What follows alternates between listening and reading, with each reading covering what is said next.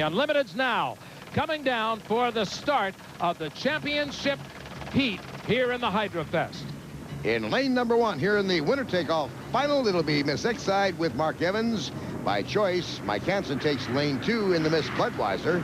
Lane 3 in the middle of the pack, the only piston packer in the field, the A2 Communications with Mitch Evans. In lane number 4, it'll be the Tide, driven by Nate Brown.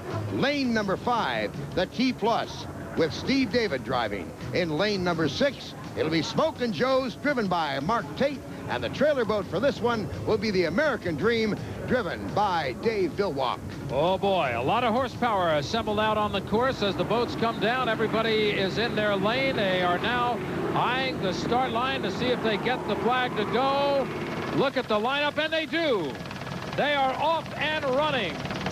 Boy, there is jockeying for position as they go down into turn number 1. The referees have to watch closely to make sure all lanes are maintained. It looks like the Miss Budweiser in lane number 2 made a very wise choice for the start.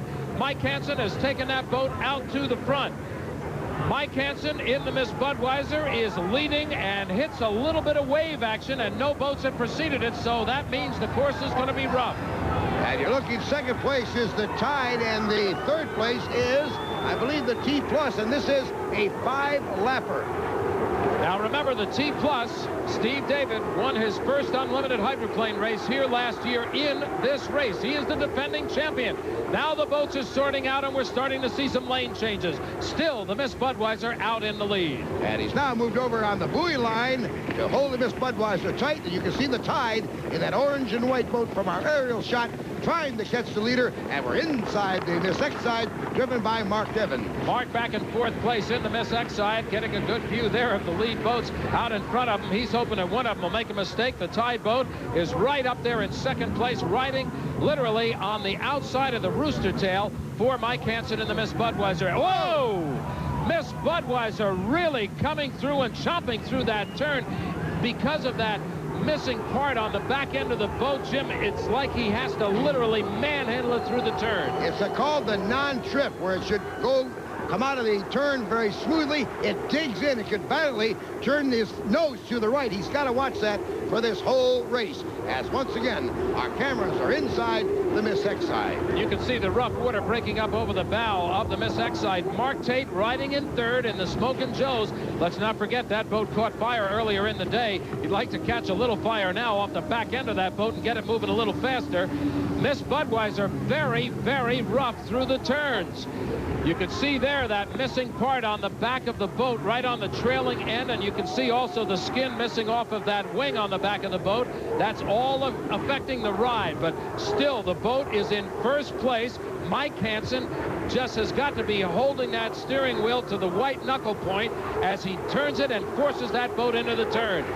T Plus has got a weak wing. Look at that whole structure on the back of the boat is starting to go, and that means that he can no longer count on it for stability. Oh my goodness, has this boat taken a pounding? All the boats have taken a pounding in this rough water on Louisville Lake in high winds, as once again we look at our leader skipping through, almost losing control. Hang on, Mike Hanson.